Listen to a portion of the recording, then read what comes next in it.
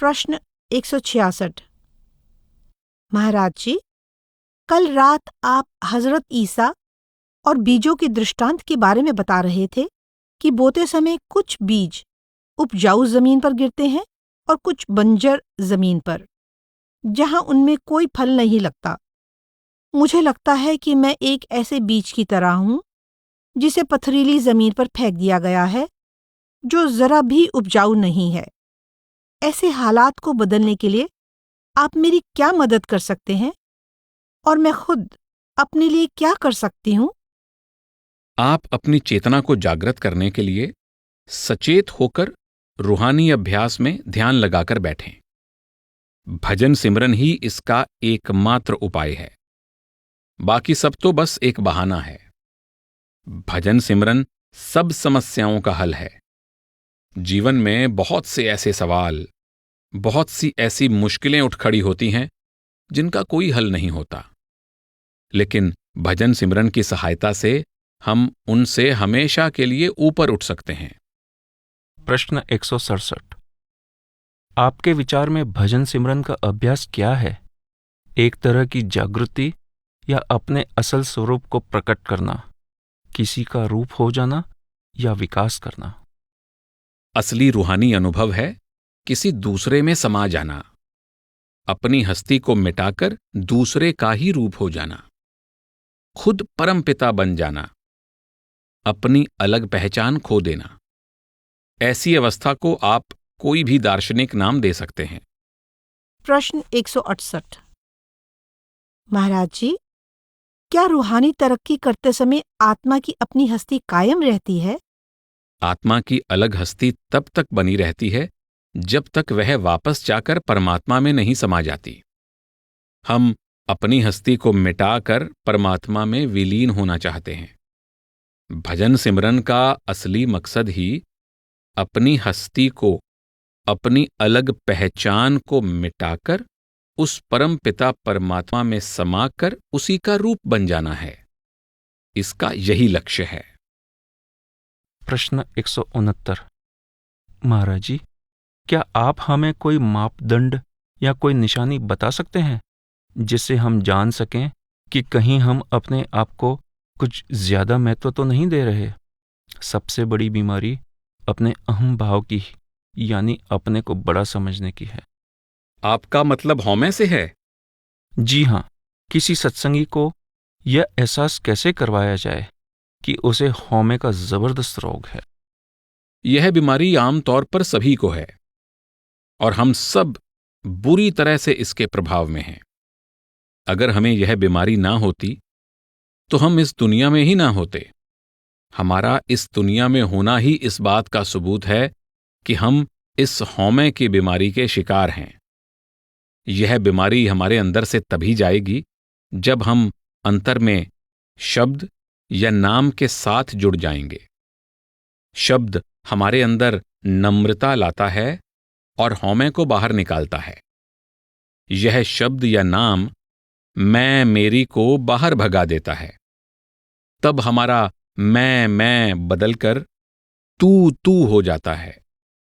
मिसाल के तौर पर, जब हम किसी से प्यार करते हैं तो हम ऐसा कोई काम नहीं करते जो सिर्फ हमें अच्छा लगता हो, बल्कि हम वह काम करते हैं जो उस प्रियतम को अच्छा लगता हो। हम हमेशा अपने विचारों को दबाकर, अपने विचारों से संघर्ष करके, उनको दूसरे की पसंद के अनुसार ढालकर उसे खुश करने की कोशिश में रहते हैं। यही नियम भजन सिमरन पर भी लागू होता है। जब हम शब्द में लीन हो जाते हैं, जब हमें सिमरन भजन में आनंद आने लगता है, परमात्मा की भक्ति में, सतगुरु की भक्ति में हमारी लगन लग जाती है, तब हमारे अंदर से धीरे धीरे हौमे अपने आप निकल जाती है। हमें मालिक में समा जाने में, मालिक से मिलाप करने में खुशी होती है, उसको अपनी इच्छा के अनुसार चलाने में नहीं। तब यह हौमे अपने आप निकल जाती है। जब तक परमात्मा के प्रति प्रेम पैदा नहीं होता, तब तक दुनिया का मोह खत्म नहीं हो सकता। दुनियावी शक्लों और पदार्थों का मोह ही हौमे है। पहले हम इन चीजों को देखते हैं और हमारे मन पर इनकी एक अलग सी छाप पड़ जाती है। फिर हम इन्हें अपनाना चाहते हैं। इनको अपना बनाने के लिए हम कड़ी मेहनत करते हैं और कुछ समय बाद हमें पता चलता है कि हम इनके गुलाम बन गए हैं। मिसाल के तौर पर, मकड़ी बड़ी खुशी से पहले तो अपना जाल बुनती है, लेकिन जब वह खूबसूरत जाल तैयार हो जाता है तो उसे पता चलता है कि वह उसमें कैद हो चुकी है, उससे बाहर नहीं निकल सकती। मेरे ख्याल में हम भी यही कर रहे हैं। सांसारिक पदार्थों को हासिल करने के लिए हम दिन रात मेहनत करते हैं, नई नई वैज्ञानिक खोज कर रहे हैं, पर इस तरह हम खुद ही अपने लिए जाल बुनते हैं। और जब ये सब चीजें मिल जाती हैं, तब हमें पता चलता है कि किस हद तक हम इनके कैदी बन गए हैं। इन्होंने हमें अपने अधीन कर लिया है। हमारी आजादी खत्म हो गई है और हम इन चीजों के गुलाम बन गए हैं। फिर हमें इनके चंगुल से छुटकारा पाने का कोई उपाय नजर नहीं आता। यही हौमे है।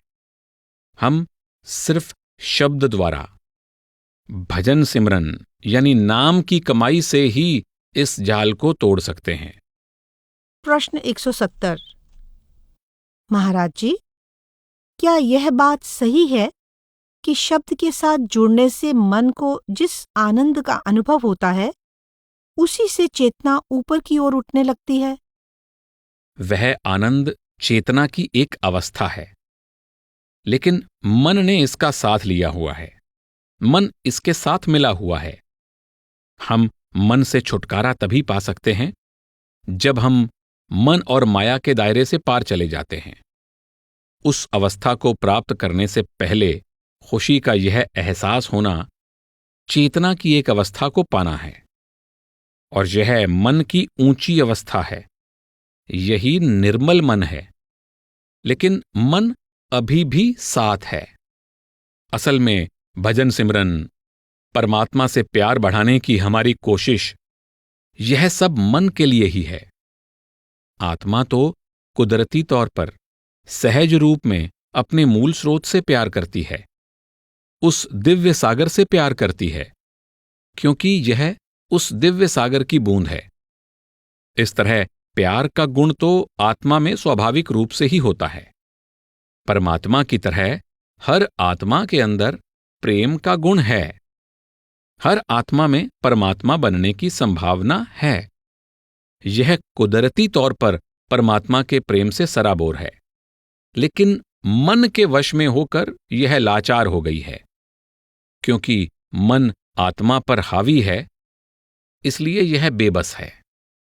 इसी कारण हमें अपने अंदर उस परम पिता के प्रति प्रेम जागृत करना चाहिए। हालांकि सच तो यह है कि हम अपने मन में परमात्मा का प्रेम जगाने की कोशिश कर रहे हैं। हम मन को निर्मल, उदार, श्रेष्ठ और बेहतर बना रहे हैं, और इस तरह मन से छुटकारा पाने की कोशिश कर रहे हैं। जब मन अपने ठिकाने पर पहुंच जाता है, तो आत्मा अपने आप परमपिता परमात्मा के पास पहुंच जाती है, क्योंकि यह पहले से ही परमपिता के प्यार से सराबोर है। आत्मा का परमात्मा से स्वाभाविक प्रेम है, क्योंकि यह परमात्मा की अभिन्न अंश है। इस तरह भजन सिमरन के द्वारा हमारी सारी कोशिश मन में प्यार, श्रद्धा और विश्वास पैदा करने के लिए ही होती है। हमें मन को अपना मित्र बनाना है और इसकी पशु वृत्ति से छुटकारा पाना है। आपको मन से ज्यादा अच्छा मित्र नहीं मिल सकता और मन से बुरा शत्रु भी नहीं मिल सकता। इसलिए हमें अपने मकसद को पूरा करने के लिए मन की दुश्मनी को दोस्ती में बदलना है। इसीलिए हम हमेशा यही कहते हैं कि हमारा 99.9% भजन सिमरन न के लिए ही है। एक तरह से उन कर्मों और पापों के लिए जो हमने पिछले जन्मों में इकट्ठे किए हैं, क्योंकि ये सब आत्मा पर चढ़ी हुई मैल है, भारी बोझ है। धीरे धीरे हम आत्मा से इस बोझ को हटाना चाहते हैं। प्रश्न 171। ऐसा लगता है कि हमारा जीवन मानो एक स्कूल है, एक ऐसा स्कूल जहां हमें श्रद्धा भक्ति का पाठ पढ़ना है। मनुष्य जन्म का उद्देश्य अपने मन को परमात्मा के प्रेम और भक्ति से भर देना है, इसके अलावा और कुछ नहीं। क्योंकि भजन सिमरन का उद्देश्य क्या है? यही कि अपने आप को संसार के मोह से अलग करके उस सिरजनहार से जोड़ना, इस रचना से मुंह फेर कर रचयिता की ओर मुड़ना। रूहानी अभ्यास का असली मकसद यही है। भजन सिमरन और विश्वास। प्रश्न 172। कृपा करके क्या आप विश्वास के बारे में अपने विचार प्रकट करेंगे? विश्वास पैदा करना आपके हाथ में नहीं है, यह अंदर से आता है। एक लड़की को एक लड़के से प्यार हो जाता है। कैसे?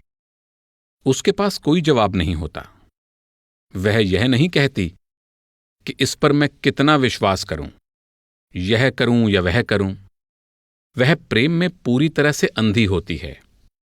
आप चाहे उसे कितना भी समझाएं, वह इस बात को मन से नहीं निकाल पाती। उसके साथ धोखा भी हो सकता है, लेकिन उसके मन में विश्वास है। इस तरह प्यार ही विश्वास पैदा करता है।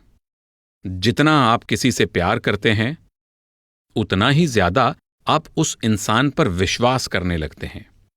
वह विश्वास ही आपसे भजन सिमरन करवाता है। विश्वास आने से आप किसी दूसरे की सलाह मानने लगते हैं। अगर आप किसी से प्यार करते हैं, वह प्यार ही आप में विश्वास जगाता है। जब आपके सामने कोई समस्या आती है, तो आप किसी भले आदमी से सलाह लेते हैं, और वह जो भी कहता है, आप हमेशा वही करना चाहते हैं। आप सोचते हैं कि उसने जो कुछ भी कहा है, वह आपके भले के लिए ही कहा होगा। इस तरह ये सब बातें रूहानी मार्ग पर चलने के लिए बड़ी अहमियत रखती हैं। प्रेम ही विश्वास पैदा करेगा, और विश्वास भजन सिमरन के अभ्यास में सहायता करेगा। विश्वास के बिना मन आसानी से अभ्यास में नहीं लगता।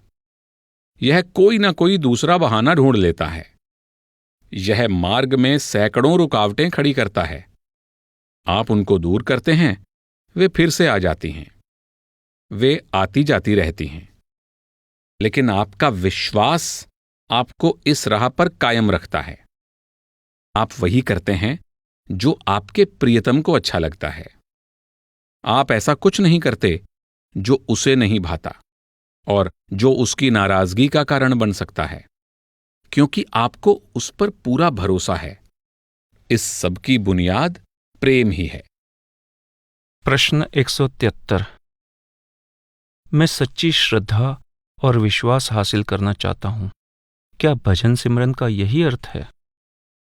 असल में श्रद्धा और विश्वास भजन सिमरन से ही बनता है। यह भजन सिमरन और उससे होने वाले अनुभव से ही आता है, वरना मन तो हमेशा डामाडोल होता रहता है।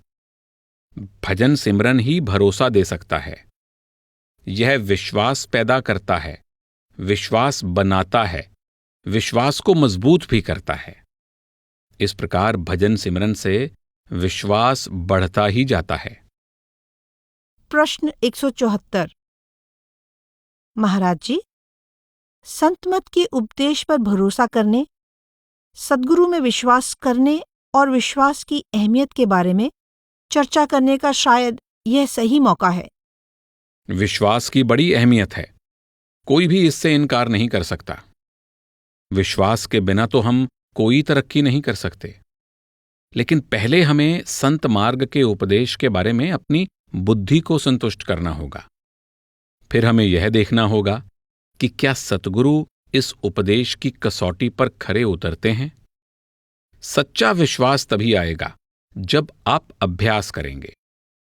असली भरोसा अनुभव से आता है और विश्वास अंदर से आता है, बाहर से कभी नहीं आता।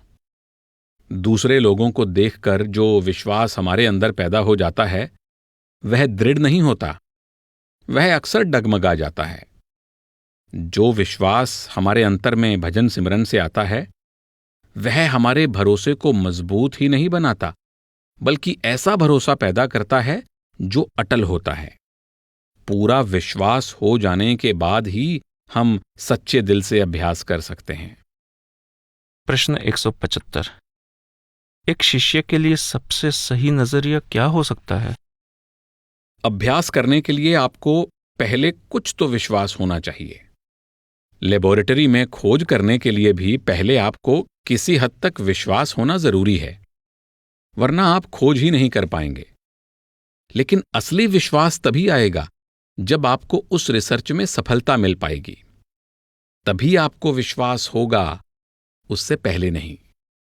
ऊपर ऊपर से हमें ऐसा लगता है कि हमारे अंदर बहुत विश्वास है, लेकिन मैं तो यही कहूंगा कि यह सिर्फ अपने आप को धोखा देना है। हमें बिल्कुल विश्वास नहीं है। हजरत ईसा ने कहा है कि यदि आपको राई के दाने जितना भी विश्वास है तो आप पहाड़ को भी हिला सकते हैं। वह विश्वास हम अभ्यास द्वारा, अंतर में खोज करके, अपने अंदर से पैदा कर सकते हैं, बाहर से नहीं।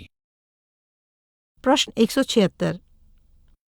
महाराज जी, जब हजरत ईसा ने कहा कि यदि हम में विश्वास है तो हम पहाड़ को भी हिला सकते हैं, तो इससे उनका क्या भाव था? क्या उनका मतलब सचमुच के पहाड़ से था? क्या यह ठीक है? अपने विश्वास से आप पहाड़ तो क्या, पहाड़ों के बनाने वाले तक को हिला सकते हैं। सृष्टि की रचना किसने की? पहाड़ों को किसने बनाया? उस परमात्मा ने। आप अपने विश्वास से उसका दिल जीत सकते हैं। आप उसी का रूप बन सकते हैं। अगर आप उसका रूप बन जाते हैं तो आप कुछ भी हिला सकते हैं। प्रश्न 177। प्रोफेसर साहब ने अभी अभी कहा कि जब हम इस मार्ग पर चल पड़ते हैं तो सारे शक मन से निकाल देने चाहिए, और यही हमने बार बार पढ़ा और सुना है। इसे कहना आसान है पर करना बहुत मुश्किल है। मुझे यह बात परेशान कर रही है कि जब मैंने पहले पहले संत मत के बारे में पढ़ा तो डॉक्टर जॉनसन ने यह उदाहरण दिया था कि हम सफ़र करते वक्त अपना समुद्री जहाज या विमान सोच समझ कर चुनते हैं, लेकिन एक बार जब हम उस जहाज पर चढ़ जाते हैं जिस पर हमने सफ़र तय करना है, तो हम अपने आप को पूरी तरह उस जहाज के कप्तान के सुपुर्द कर देते हैं।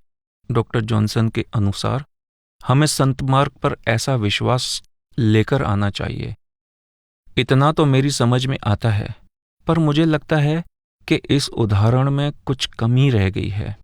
जब हम इस संसार की किसी यात्रा पर निकलते हैं तो चलते समय हमें थोड़ा बहुत पता होता है कि यात्रा में कितना समय लगेगा। तब मैं 1 हफ्ते, 1 महीने या अपनी समझ के अनुसार जितनी भी यात्रा लंबी हो, उतने वक्त के लिए कप्तान पर भरोसा कर सकता हूँ। लेकिन रूहानी यात्रा में मेरा पूरा जीवन या कई और जन्म लग सकते हैं, और यही सारी समस्या है। कोई कब तक यह सोचे बिना रह सकता है कि वह कहीं पहुंच भी रहा है या नहीं?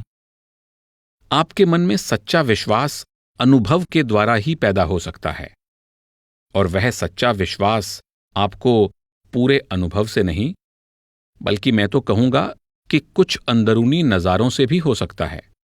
मिसाल के तौर पर, अगर आप ब्यास से दिल्ली जाएं, तो आप अपनी बुद्धि को विश्वास दिलाना चाहते हैं कि यह सड़क आपको दिल्ली जरूर ले जाएगी। उसके लिए आप सड़क का नक्शा देखते हैं, आप मार्ग पर बने चिन्ह देखते हैं, आप रास्ते पर जाने वाले 9-10 लोगों से पूछते हैं, और जब आपकी बुद्धि को विश्वास हो जाता है कि यही सड़क दिल्ली जाती है, तभी आप गाड़ी को उस रास्ते पर चलाना शुरू करते हैं। लेकिन सच्चा विश्वास तो तभी आएगा जब आप दिल्ली पहुंच जाएंगे। उससे पहले आपके नक्शों के मुताबिक, आपको दी गई सूचना के मुताबिक, अगर आप मार्ग पर बने उन संकेतों को देखते हैं, जैसे कि मील पत्थर, आपको बताए गए खास दृश्य, मार्ग में आने वाले स्मारक, तभी आपको सचमुच विश्वास होगा कि आप दिल्ली पहुंच जाएंगे। लेकिन असली विश्वास तभी आएगा जब आप दिल्ली पहुंच जाएंगे। फिर भी वे संकेत जो आपको चलने से पहले आपकी जानकारी के लिए बताए गए थे, जिनसे आपके अंदर विश्वास पैदा हो जाता है, वे भी आपको दिल्ली पहुंचाने का विश्वास दिलाने लगते हैं। अगर आप भजन सिमरन करते हैं तो आप उन संकेतों को देखना शुरू कर देते हैं। ये कुछ झलकें हो सकती हैं, अंदरूनी नज़ारे हो सकते हैं, या किसी और तरह के अनुभव हो सकते हैं। जब आप इन संकेतों को देखना शुरू करते हैं तो आपका विश्वास मजबूत हो जाता है, आपका भरोसा पक्का हो जाता है। असली विश्वास आपको तभी होगा जब आपको सही अनुभव होगा, उससे पहले नहीं। इस तरह मैं तो यही कहूंगा कि विश्वास कई तरह का होता है। चलने से पहले आपकी बुद्धि को विश्वास अवश्य होना चाहिए, क्योंकि इसके बिना आप कदम ही नहीं उठा पाएंगे। फिर मार्ग में इधर उधर आने वाले कुछ संकेतों से भी आपके अंदर कुछ विश्वास पैदा होगा, और सच्चा विश्वास तभी आएगा जब आप अपने मुकाम पर पहुंच जाएंगे। प्रश्न 178। महाराज जी, विश्वास आत्मा का गुण है या मन का? विश्वास मन से ही आना शुरू होता है। मन में विश्वास आए बिना आप आत्मिक विश्वास का अनुभव नहीं कर सकते। यह प्रेम की भावना, यह विश्वास, इसकी शुरुआत मन से ही होती है। आत्मा को तो परमपिता में हमेशा विश्वास होता है। आत्मा हमेशा परमपिता से एक होने के लिए तड़प रही है। आत्मा परमपिता के प्रेम और भक्ति से सराबोर है। यह तो मन है जो उसे पकड़कर पीछे रखता है। इसलिए शुरू में विश्वास मन में ही पैदा होना जरूरी है। हमारी भावना, जिसे हम प्रेम या भक्ति कहते हैं, इसकी शुरुआत भी मन से ही होती है। गुरु नानक साहिब ने एक बहुत सुंदर मिसाल दी है। वे कहते हैं कि यह मन लोहा है और वह दिव्य धुन या शब्द पारस है। जैसे ही लोहा पारस के संपर्क में लाया जाता है, वह सोना बन जाता है। वे कहते हैं कि लोहा भी आपके अंदर है और पारस भी आपके अंदर ही है। मन भी आपके शरीर के अंदर है और नाम भी आपके शरीर के अंदर है। सतगुरु की दया मेहर से उनका एक दूसरे से संपर्क हो जाता है। तब आपका मन सोना बन जाता है, यह निर्मल हो जाता है, यह आपका सबसे अच्छा दोस्त बन जाता है। इसलिए इसे पारस के संपर्क में लाना जरूरी है, तभी आत्मा मन के बंधनों से आजाद हो सकती है। प्रश्न 179। महाराज जी, संत मत का ज्ञान शिष्य को आंखों के केंद्र तक पहुंचने में किस हद तक मदद करता है? बुद्धि द्वारा संतमत को समझकर आप आंखों के केंद्र पर नहीं पहुंच सकते। आप ज्ञान जरूर प्राप्त कर लेते हैं। आपको संतमत की शिक्षा का, इसके सिद्धांतों का अच्छा ज्ञान हो जाता है, लेकिन जब तक आप अभ्यास के द्वारा अपनी चेतना को समेटकर आंखों के केंद्र पर नहीं लाते, आप अंतर में सफल कैसे हो सकते हैं? बुद्धि आपको कभी वहां नहीं ले जाएगी, ज्ञान भी आपको वहां तक नहीं ले जाएगा, न ही विवेक आपको वहां ले जाएगा। आपका अभ्यास और उससे प्राप्त अनुभव ही आपको वहां ले जाएंगे। मैं अक्सर यही कहता हूं कि हमें बुद्धिजीवी होना ही नहीं चाहिए, लेकिन अगर खुशकिस्मती या बदकिस्मती से हम ऐसे हैं तो हमें अपनी बुद्धि को संतुष्ट जरूर कर लेना चाहिए, वरना बुद्धि हमारे रास्ते में रुकावट बन जाएगी। जब तक बुद्धि संतुष्ट नहीं होती, मेहनत नहीं हो पाएगी, विश्वास भी नहीं आएगा, अनुभव भी नहीं होगा। बौद्धिक संतुष्टि आपके मन में विश्वास पैदा करेगी और विश्वास आपको अभ्यास की ओर प्रेरित करेगा। तब आप आंतरिक अनुभव भी कर सकेंगे, लेकिन बुद्धि आपको अंदर नहीं ले जाएगी, बौद्धिक संतुष्टि आपको अंदर ले जाएगी। प्रश्न 180। क्या हम सवालों के दौरान प्रोफेसर भटनागर से असहमति प्रकट कर सकते हैं? मेरा ख्याल है कि आप सब ने प्रोफेसर साहब को गलत समझा है। उनके कहने का यह मतलब है कि अगर विश्वास आ जाता है तो आपके सारे सवाल अपने आप ही खत्म हो जाते हैं, कोई भी सवाल बाकी नहीं रहता। अगर आप इतना विश्वास पैदा कर लेते हैं तो फिर आपके पास पूछने के लिए कोई सवाल ही नहीं रहता। लेकिन ये सारी मीटिंगें उस विश्वास को पैदा करने में सहायता देने के लिए ही हैं। हम भजन सिमरन उस विश्वास को दृढ़ करने के लिए ही करते हैं। हम उस विश्वास को मजबूत करने के लिए ही एक दूसरे की शक्ति बन रहे हैं। एक बार जब हम उस स्तर पर आ जाते हैं तो फिर सवाल नहीं रहता। हजरत ईसा खुद बाइबल में कहते हैं, अभी तुम मुझसे कितने सवाल पूछते हो और मैं तुम्हें टाल देता हूं, और तब तुम्हारे पास मुझसे पूछने के लिए कोई सवाल ही नहीं होगा। और अगर तुम्हारा कोई सवाल होगा भी तो मुझे तुम्हें स्पष्ट जवाब देना होगा। सारी कोशिश विश्वास के उस स्तर को प्राप्त करने के लिए ही होती है।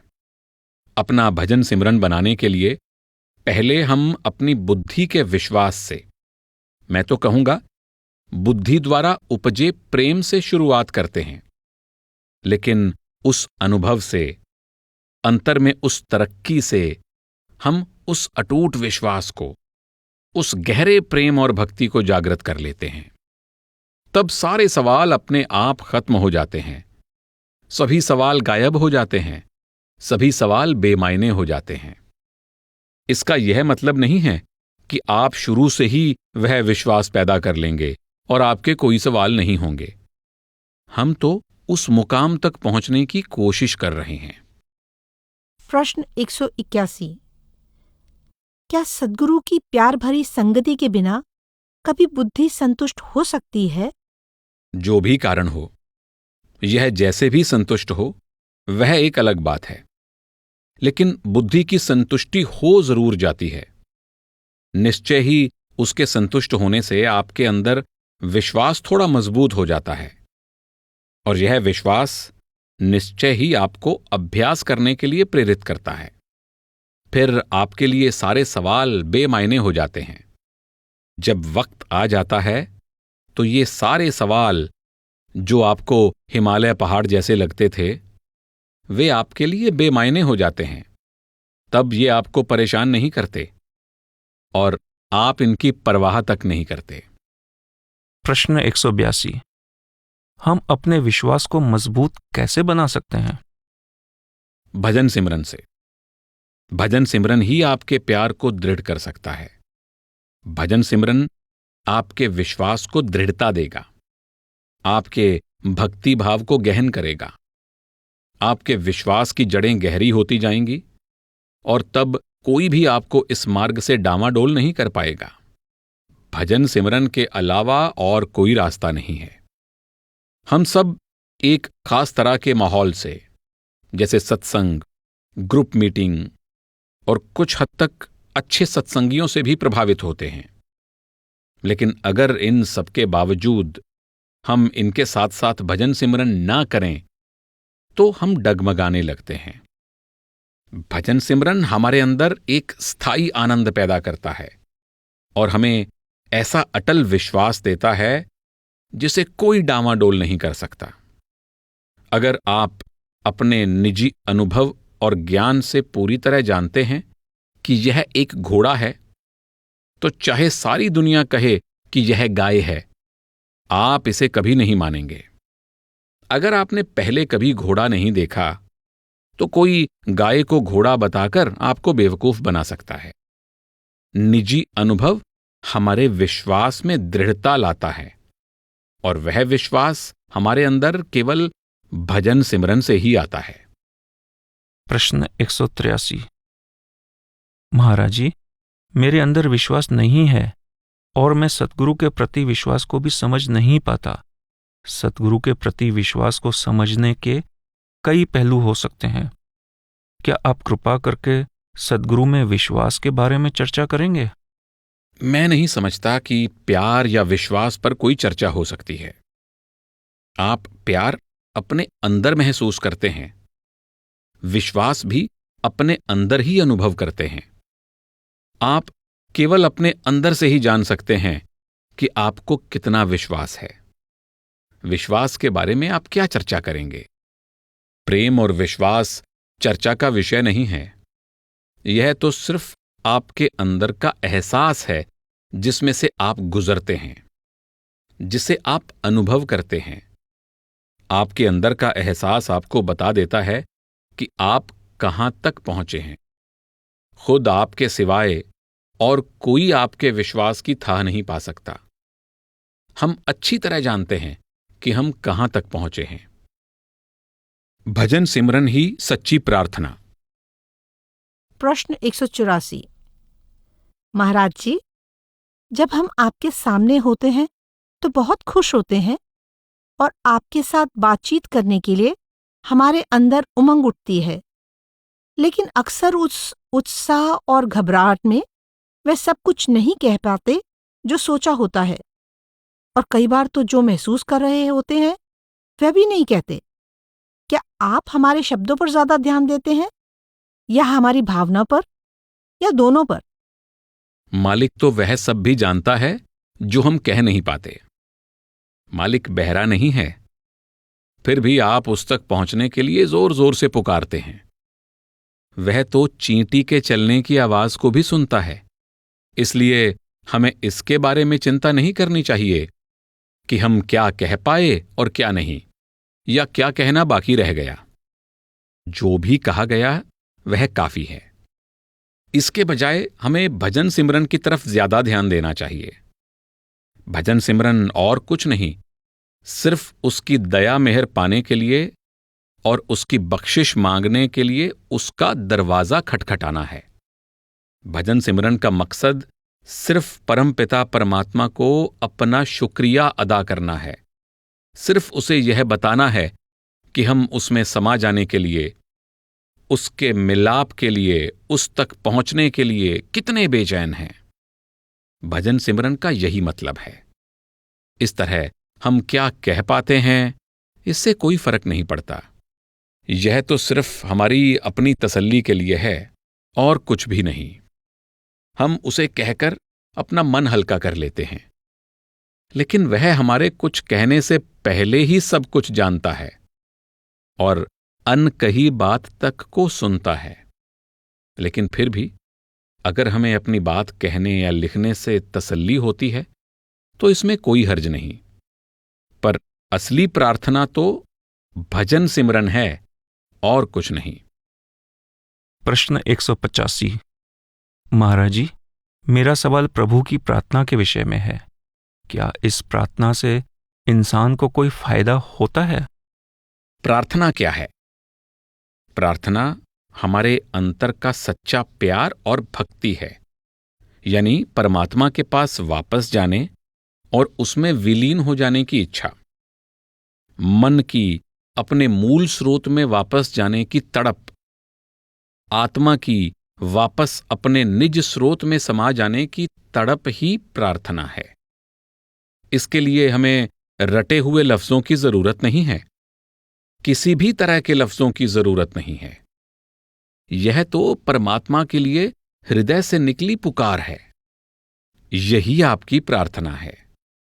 आमतौर पर जिसे हम प्रार्थना कहते हैं उसका मतलब होता है परमात्मा से अपनी सांसारिक इच्छाओं को पूरा करने की मांग करना।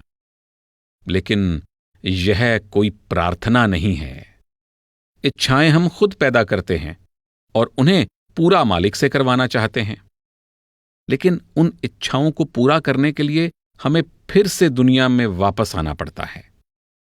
मैं प्रार्थना के खिलाफ नहीं हूं।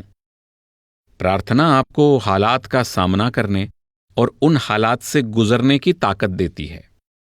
यह आपके प्रारब्ध को बदल तो नहीं सकती, पर इससे आपको प्रारब्ध का सामना करने की शक्ति जरूर मिल जाती है। लेकिन जो समय हम उसके प्यार में, उसकी भक्ति में और उसके भजन सिमरन में लगाते हैं, वही सच्ची प्रार्थना है। यही हमारी प्रार्थना है। हम उसके पास वापस जाने के लिए दिन रात प्रार्थना कर रहे हैं, उसका दरवाजा खटखटा रहे हैं ताकि वह दरवाजा खोल दे और हम उसके पास वापस पहुंच जाएं। लेकिन आमतौर पर हम मालिक से अपने लिए कभी एक चीज तो कभी दूसरी चीज मांगने को ही प्रार्थना समझते हैं। अगर वह नहीं देता तो हम निराश हो जाते हैं कि हमारी प्रार्थना सुनी नहीं गई। अगर बच्चा बीमार है और अपनी मां से मिठाई मांगता है, तो मां बच्चे को मिठाई या कोई ऐसी चीज नहीं देगी जो उसकी बीमारी के लिए ठीक नहीं है या जिससे उसकी बीमारी बढ़ सकती है। ऐसा इसलिए नहीं कि मां बच्चे से प्यार नहीं करती, बल्कि इसलिए कि वह बच्चे से इतना ज्यादा प्यार करती है कि उसे और तकलीफ में नहीं देख सकती। इसलिए वह उसे बहुत कम देगी ताकि उसका बुखार बढ़ ना जाए।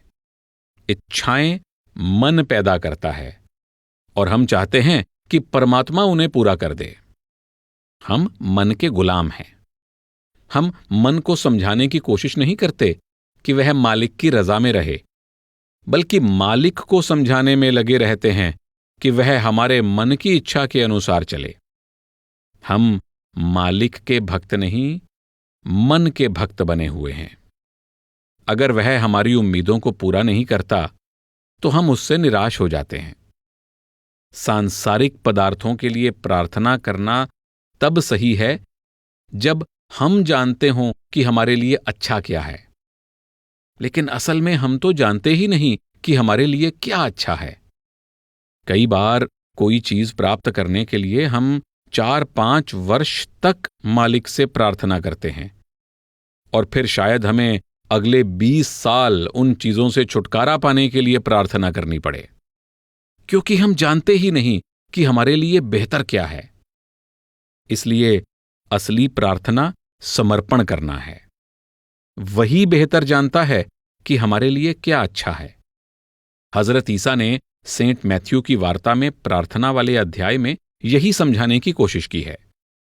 वे कहते हैं, जब वह पक्षियों तक की देखभाल करता है, उन पक्षियों की जो कोई काम नहीं करते, वह उनको भी उनकी जरूरत के मुताबिक देता है, तो क्या तुम्हें लगता है कि वह तुम्हारी इच्छाओं और तुम्हारी मांगों को भूल जाएगा? वह तुम्हारी जरूरत के मुताबिक तुम्हें भी देगा, अगर तुम उस पर भरोसा रखोगे, उसकी शरण में जाओगे। मैं आपको एक छोटी सी मिसाल देता हूं। अगर हमारे घर की नौकरानी अपना काम पूरी लगन से, प्यार से और खुशी खुशी करती है, तो हम हमेशा उसे कुछ न कुछ देने का मौका ढूंढते हैं। हम उसकी लगन, उसके काम और उसकी जिम्मेदारी की भावना से बहुत खुश होते हैं। दूसरी तरफ अगर वह काम तो कुछ करती नहीं और हमेशा ज्यादा तनख्वाह के लिए मांग करती रहती है, तो हम उससे छुटकारा पाने का मौका ढूंढते हैं। परमात्मा के प्रति प्रेम और विश्वास से अपना फर्ज निभाना ही हमारी असली प्रार्थना है। हम वही करें जो मालिक हमसे उम्मीद रखता है। यही हमारे रोज की प्रार्थना है। संतमत के उपदेश के मुताबिक जिंदगी को ढालना, रूहानी अभ्यास को समय देना, सही रहनी अपनाने की कोशिश करना, यह सब प्रार्थना ही तो है। यही प्रार्थना हमें मालिक तक ले जाएगी। मन के द्वारा इच्छाएं पैदा करना और दिन रात उन्हें पूरा करने के लिए मालिक से कहना, और अगर वह उन्हें पूरी नहीं करता तो निराश हो जाना और फिर मालिक को बिल्कुल भुला देना, यह प्रार्थना नहीं है। असली प्रार्थना तो उसकी रजा में राजी रहना, अपने प्रारब्ध को खुशी खुशी भुगतना है। और ऐसा हम तभी कर सकते हैं जब रूहानी अभ्यास हमारी जिंदगी का जरूरी हिस्सा बन जाता है। प्रश्न 186। क्या कभी कभी भजन सिमरन के बजाय मालिक के आगे दूसरी प्रार्थनाएं करने की इजाजत है? क्या ऐसा करना सही है? असल में जो भी वक्त आप भजन सिमरन में लगाते हैं, वह मालिक से प्रार्थना करना ही है। प्रार्थना क्या है? मालिक से दुनियावी पदार्थों, दुनियावी धन दौलत को मांगना या दुनियावी ख्वाहिशें पूरा करने की मांग करना प्रार्थना नहीं है। यह तो प्रार्थना बिल्कुल नहीं है। परमात्मा के आगे यह प्रार्थना करना कि वह हमें अपने पास वापस बुला ले, वह हमें वापस अपने में लीन कर ले, यही सच्ची प्रार्थना है। परमपिता से प्रार्थना करने में कोई हर्ज नहीं है।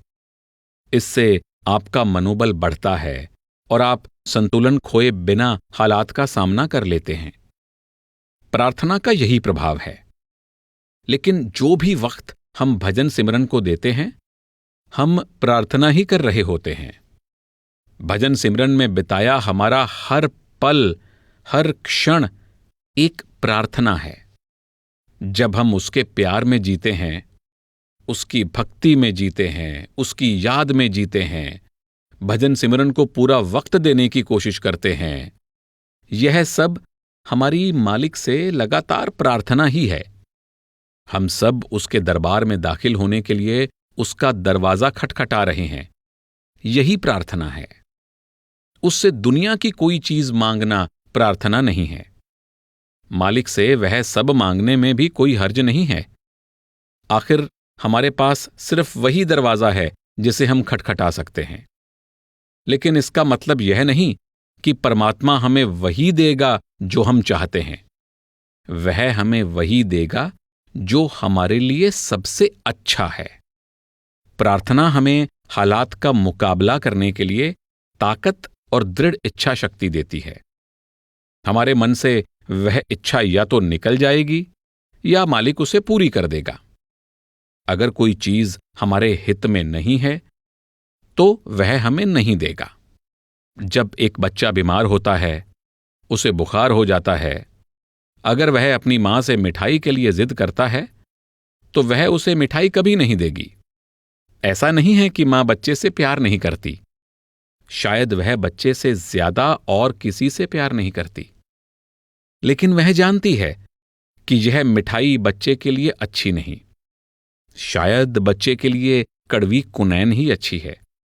इसलिए बच्चा चाहे रोए या चिल्लाए, वह उसे कड़वी कुनैन ही खिलाएगी। बच्चा नहीं जानता कि उसके लिए बेहतर क्या है। उसकी मां ही जानती है कि उसके लिए क्या अच्छा है। इस तरह हम कई बार सांसारिक पदार्थों के लिए प्रार्थना करते हैं। हम बार बार उसका दरवाजा खटखटाते हैं और दिन रात उन चीजों को मांगते रहते हैं। अगर परमात्मा हमें वे चीजें दे देता है तो शायद अगले 10-15 साल हमें उन चीजों से छुटकारा पाने के लिए प्रार्थना करनी पड़े। हम नहीं जानते कि हमारे लिए क्या बेहतर है। इसलिए जब हम इतने अनजान हैं कि यह भी नहीं जानते कि हमारे लिए सबसे अच्छा क्या है, तो क्यों ना परमात्मा पर ही छोड़ दें कि वह हमें वही दे जो हमारे लिए ठीक समझे। आप मेरी बात समझ रहे हैं ना? फिर यह मन ही तो है जो इच्छा करता है, जो इच्छाओं को पैदा करता है, दुनियावी पदार्थों को पाने की लालसा करता है। हम परमात्मा से अपने दिल की, मन की इच्छाओं को पूरी करने के लिए प्रार्थना करते रहते हैं। हम मन को समझाने की कोशिश नहीं करते कि उसे मालिक की मौज में रहना चाहिए, बल्कि मालिक को समझाने की कोशिश कर रहे हैं कि उसे हमारे मन की मर्जी के मुताबिक चलना चाहिए। जबकि हमें मन की भक्ति नहीं करनी है, हमें तो परमात्मा की भक्ति करनी है। हमें वही करना चाहिए जो उसे अच्छा लगता है, वह नहीं जो मन को अच्छा लगता है। हमें मन को समझाना चाहिए कि वह मालिक की रजा में रहे। जो कुछ भी वह हमें दे, हमें उसी में खुश रहना चाहिए। हमें उसे खुशी से स्वीकार कर लेना चाहिए। यही प्रार्थना है, न कि मन की इच्छाओं को पूरा करने के लिए परमपिता से जिद करना। मन तो हमें हमेशा धोखा देने की ताक में रहता है। मन हमारा दोस्त नहीं है, यह हमें रास्ते से भटका सकता है। हजरत ईसा प्रार्थना के विषय में बहुत सुंदर ढंग से बताते हैं। आकाश में उड़ने वाले ये पक्षी कोई बीज नहीं बोते, फिर भी परमात्मा उनकी देखभाल करता है। वह जानता है कि उन्हें भोजन चाहिए और वह उनको भोजन देता है। इसके लिए उन्हें कभी कुछ करने की जरूरत नहीं होती। उनके मांगे बिना ही वह उनकी सब जरूरतों को पूरा करता है। इसलिए अगर हम प्रार्थना करना चाहते हैं तो हमें भजन सिमरन को पूरा वक्त देना चाहिए। यही प्रार्थना है। भजन सिमरन उसकी रजा में रहने, अपने मन को मारने, हौमे को मिटाने, मन की तृष्णाओं को खत्म करने में हमारी सहायता करेगा और मालिक की रजा में रहने में मदद करेगा। यही असली प्रार्थना है। लेकिन कई बार मन ऐसी प्रार्थनाएं करना चाहता है जिनका इच्छाओं से कोई संबंध नहीं होता। रस्मी तौर पर की जाने वाली प्रार्थनाओं का कोई फायदा नहीं। प्रार्थना तो दिल से की जाती है। खास शब्दों वाली प्रार्थना को बार बार दोहराना प्रार्थना नहीं है। यह तो सिर्फ एक टेप रिकॉर्डर चलाने के समान है। भाव आत्मा से निकलने चाहिए, दिल से निकलने चाहिए, और उसके लिए किसी भाषा या निश्चित प्रार्थना की जरूरत नहीं होती। यह तो दिल की जुबान से आनी चाहिए। परमात्मा से प्रार्थना दिल से करनी चाहिए। वहां लफ्जों की कोई जरूरत नहीं है। वहां किसी रस्मी प्रार्थना की जरूरत नहीं है। अगर हम सिर्फ तोते की तरह कोई प्रार्थना रट लेते हैं और उसे दिन में 5 या 6 बार दोहराते हैं, तब मन उसमें लीन नहीं होता। अगर हमारा मन प्रार्थना में लगा हो तो लफ्जों की कोई जरूरत ही नहीं है। जब हम परमात्मा से प्रार्थना कर रहे हों तो हमारे मन की लगन उसके साथ जुड़ी होनी चाहिए। तब उन शब्दों को दोहराने की जरूरत ही कहां रह जाती है। तब मन वहां नहीं होता। यह तो उसके प्रेम में लीन हो जाता है। इस तरह सच्ची प्रार्थना के लिए कोई निश्चित की हुई प्रार्थना की जरूरत नहीं होती। प्रश्न 187। क्या प्रार्थना करना और भरोसा रखना किसी भी उम्र के व्यक्ति के लिए काफी है? मैंने प्रार्थना के विषय में बाइबल के आधार पर चर्चा की है। हजरत ईसा ने कहा है कि परमपिता परमात्मा के सामने अपनी मांगों की सूची रख देना प्रार्थना नहीं है। परमात्मा जानता है कि आपकी जरूरतें क्या हैं। अपने आप को परमपिता परमात्मा के हवाले कर देना और जो वह देता है उसे खुशी खुशी मंजूर करना और यह भरोसा रखना कि जो कुछ वह देता है वही हमारे लिए अच्छा है, इसी को प्रार्थना कहते हैं। यही सच्ची प्रार्थना है। आपने जो भी वक्त भजन सिमरन में या संतमत के उपदेश पर चलने में या उस प्रभु के प्रेम और भक्ति में बिताया है, वह सारा वक्त वास्तव में प्रार्थना करने में ही बिताया है। भजन सिमरन करना ही प्रार्थना है। हजरत ईसा ने कहा था कि परमात्मा की रजा में रहना ही प्रार्थना है। हम परमात्मा की मौज में तभी रह सकते हैं जब अपनी इच्छा को छोड़ दें। तब हम मन के दायरे से ऊपर उठ जाते हैं। तभी हम परमपिता परमात्मा की मौज में रह सकते हैं। अभी तो हम अपने मन के हुक्म में काम कर रहे हैं, लेकिन मन और बुद्धि के दायरे से बाहर निकलना ही सच्ची प्रार्थना है।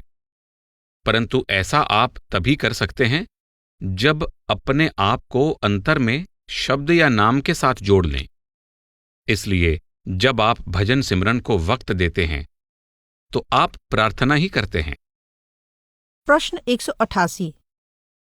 महाराज जी, क्या इसका अर्थ यह है कि प्रार्थना करते समय हमें अंतर में परमपिता परमात्मा की मौजूदगी का एहसास होता है? प्रार्थना करते समय परमपिता और आपके बीच में कुछ नहीं आना चाहिए। प्रार्थना के लिए कुछ विशेष शब्दों की कोई जरूरत नहीं। प्रार्थना के लिए कुछ चुने हुए मुहावरों की, किसी भाषा की जरूरत नहीं होती। प्रार्थना के लिए दिल की और परमात्मा की जरूरत होती है। आपके और परमात्मा के बीच कुछ नहीं होना चाहिए। आपके और परमात्मा के बीच कोई सांसारिक इच्छा नहीं आनी चाहिए। सिर्फ आपके दिल की आवाज सीधे परमात्मा तक पहुंचनी चाहिए। लफ्जों की कोई जरूरत नहीं, भाषा की भी कोई जरूरत नहीं। आप परमात्मा से मिलकर एक रूप हो जाएं, बस यही उसकी प्रार्थना है। आप हों और वह हो। जब आप उससे प्रार्थना करते हैं तो आपके ध्यान में दुनिया की और कोई चीज नहीं होनी चाहिए। यही सच्ची प्रार्थना है। जब हम सांसारिक पदार्थों और सांसारिक इच्छाओं को पूरा करने के लिए उससे प्रार्थना करते हैं, तब आपके और परमात्मा के बीच इस संसार की मौजूदगी बनी रहती है। आपको यह समझ लेना चाहिए कि जब तक दुनियावी चीजें और दुनियावी इच्छाएं मेरे और परमपिता के बीच बनी रहती हैं, तो इसका मतलब यह है कि मेरा परमपिता से मिलाप नहीं हुआ है। मेरी लगन परमात्मा से नहीं लगी है। मेरे और परमपिता के बीच बहुत सी रुकावटें हैं। मेरे और परमपिता के बीच कोई भी रुकावट नहीं आनी चाहिए। यही सच्ची प्रार्थना है। प्रश्न 189। अंतर में प्रार्थना करते समय क्या सद्गुरु से बात करना ठीक है? क्या हम ऐसा न करने के बजाय सिमरन करना शुरू कर दें? भजन सिमरन करें। भजन सिमरन प्रार्थना ही तो है। भजन सिमरन उस दाता का द्वार खटखटाना है। भजन सिमरन परमपिता से उसकी दया मेहर की भीख मांगना है। हमारे और उसके बीच जो भी रुकावट आ जाती है, उसके लिए परमपिता से माफी मांगना है। केवल भजन सिमरन हमारे सारे कर्मों के हिसाब को चुकता कभी नहीं कर सकता। भजन सिमरन से हमारे मन का जो नजरिया बन जाता है, वह हमारी बहुत सहायता करता है। वह हमें प्रेम और भक्ति से भर देता है और हमें परमपिता परमात्मा की जुदाई का एहसास दिलाता है। फिर हम उसके लिए बेचैन हो जाते हैं। तब दुनिया के प्रति हमारा पूरा नजरिया ही बदल जाता है। अगर हम सोचते हैं कि केवल भजन सिमरन से ही हम अपने पिछले जन्मों के सारे कर्मों का भुगतान कर सकते हैं, तो यह नामुमकिन है। कोई भी ऐसा नहीं कर सकता। 4 जन्मों में तो क्या, हम 20 जन्मों में भी ऐसा नहीं कर सकते, क्योंकि हमने बहुत ज्यादा मैल इकट्ठी की हुई है।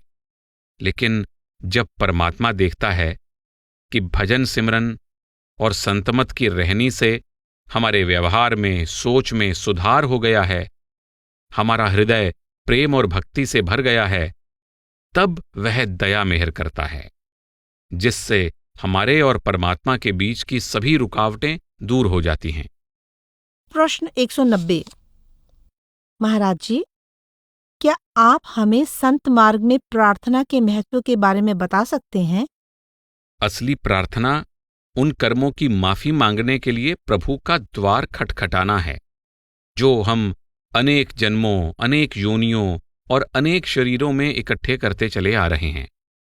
माफी मांगना ही सच्ची प्रार्थना है।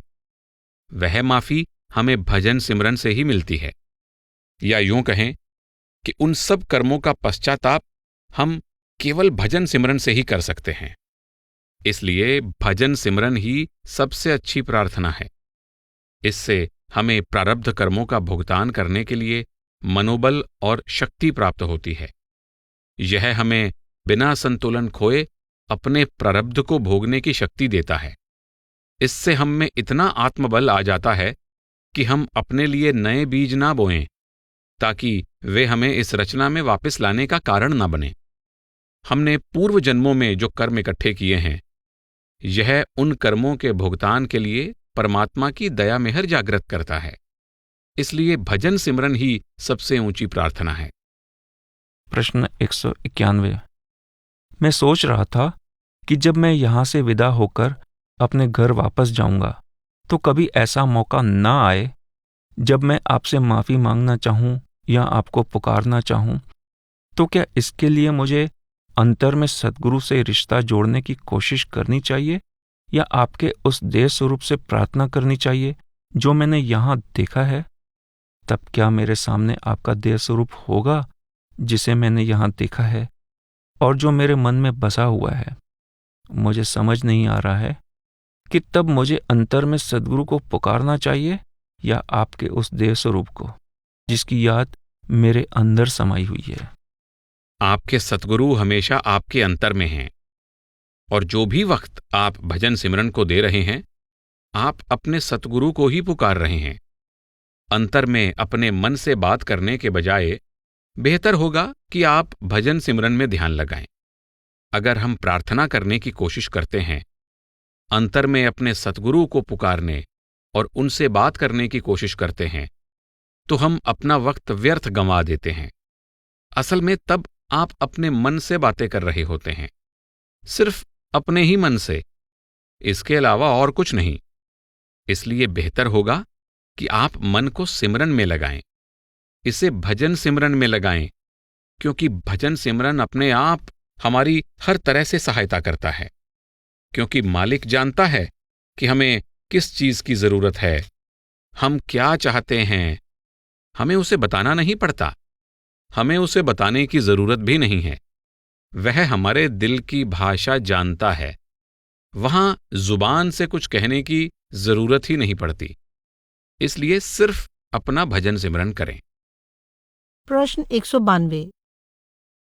महाराज जी, क्या पश्चिमी लोगों को अपनी मंजिल पर पहुंचने के लिए कठिन सहज योग करने के बजाय भक्तिभाव से प्रार्थना करना ही काफी नहीं है? सहज योग मुझे काफी मुश्किल लगता है। इसमें कोई शक नहीं कि इस विषय को समझना बहुत मुश्किल है। सबसे बड़ी बात तो यह जानना है कि प्रार्थना है क्या। असल में यह पूरा रूहानी अभ्यास, भजन सिमरन, मालिक के आगे प्रार्थना ही तो है। यह मन की, आत्मा की, परमात्मा से मिलाप के लिए विनती है और कुछ नहीं। असली प्रार्थना मालिक से यही विनती करना है कि वह हम पर दया मेहर करे, हमें इतनी शक्ति दे कि हम उसकी मौज में रहें, और ऐसा माहौल दे जिसमें हम उसके नाम की कमाई कर सकें। यही सच्ची प्रार्थना है। प्रार्थना का अर्थ यह नहीं है कि हम दुनियावी चीजों के लिए या किसी इच्छा को पूरा करने के लिए विनती करें। ऐसी प्रार्थना परमात्मा के पास वापस जाने का साधन बिल्कुल नहीं है, बल्कि इसके द्वारा हम नए कर्मों के बीज बोते हैं, जिनका फल इकट्ठा करने के लिए हमें वापस दुनिया में आना पड़ता है। सच्ची प्रार्थना दिल से निकलती है। सच्ची प्रार्थना है मालिक की शरण में रहना। मालिक हमारी जरूरतों से अनजान नहीं है। अगर हम रोज भजन सिमरन को पूरा वक्त देने का अपना फर्ज निभाते हैं, तो परमात्मा हमें हमारी जरूरत की चीजें जरूर देगा, चाहे हम मांगें या ना मांगें, क्योंकि वही जानता है कि हमारे लिए क्या बेहतर है। प्रश्न 193। हाँ, मैं मानता हूं कि किसी इच्छा को पूर्ण करने के लिए की गई प्रार्थना सबसे घटिया दर्जे की प्रार्थना है, परंतु क्या हम कह सकते हैं कि हे मालिक, वही ठीक है जिसमें तेरी रजा है, या हे प्रभु, मुश्किल फैसला लेने की इस घड़ी में मेरा मार्गदर्शन करें, मेरी सहायता करें। परमात्मा से हमेशा उसकी दया मेहर और मार्गदर्शन के लिए प्रार्थना करनी चाहिए, और इसके लिए अगर लफ्जों का इस्तेमाल ना भी किया जाए तो भी कोई फर्क नहीं पड़ता। असली प्रार्थना तो हृदय से निकलती है। आमतौर पर हमारी प्रार्थनाएं गढ़ी गढ़ाई होती हैं, हम उन्हें याद कर लेते हैं और रोज कई बार दोहराते हैं। यह तोते की तरह रटी रटाई प्रार्थना दोहराने के समान है, जबकि प्रार्थना दिल की गहराइयों से निकलनी चाहिए। ऐसी प्रार्थना के लिए न तो शब्दों की जरूरत होती है और न ही किसी खास वक्त की। सच तो यह है कि सच्चे प्रेमी की लगन हर समय मालिक के साथ लगी रहती है। जब दिल से हूक उठती है तो मालिक सुनता है और बख्शिश भी करता है। इसलिए हमें प्रार्थना यह करनी चाहिए, हे मालिक, हमें रास्ता दिखा, हम पर दया मेहर कर, हमें जन्म मरण के चक्कर से मुक्त कर, हमें अपनी गोद में ले ले, अपने साथ मिला ले। यही असली प्रार्थना है। इसका यह मतलब नहीं कि कोई दूसरी प्रार्थना बुरी है। प्रार्थना से मनोबल बढ़ता है, चाहे वह रटी रटाई ही क्यों ना हो।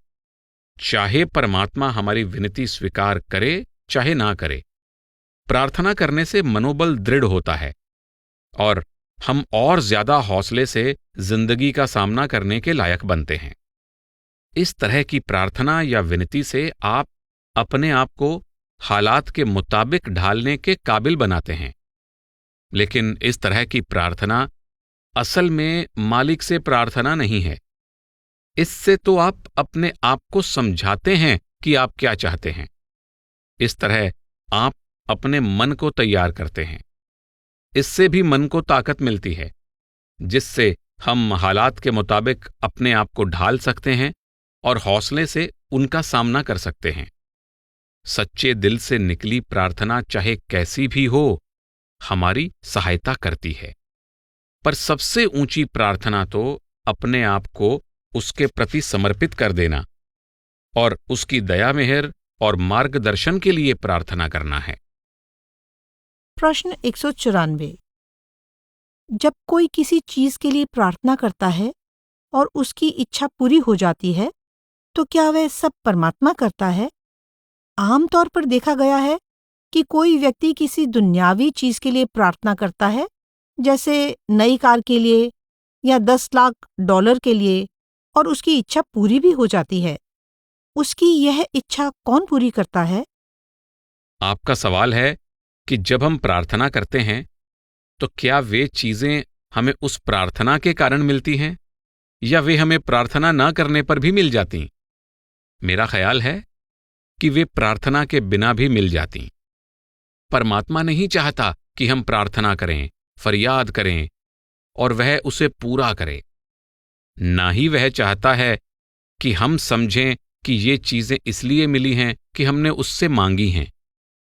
वह इतना दयालु है कि हमारे मांगे बिना ही हमें देता है। हम जो कुछ भी मांगते हैं वह हमें अपने पूर्व कर्मों के अनुसार मिलता है। पर प्रार्थना करने से हमारा मनोबल बढ़ जाता है। बस इतनी सी बात है। हमने परमात्मा से कभी ऐसी प्रार्थना नहीं की, हे मालिक, जो कुछ हमारे पास है हमसे लेकर दूसरों को दे दे। हमने ऐसी प्रार्थना कभी नहीं की। हम तो बस मांगते ही रहते हैं। खैर, प्रार्थना करना अच्छा है, बुरा नहीं। प्रश्न 195।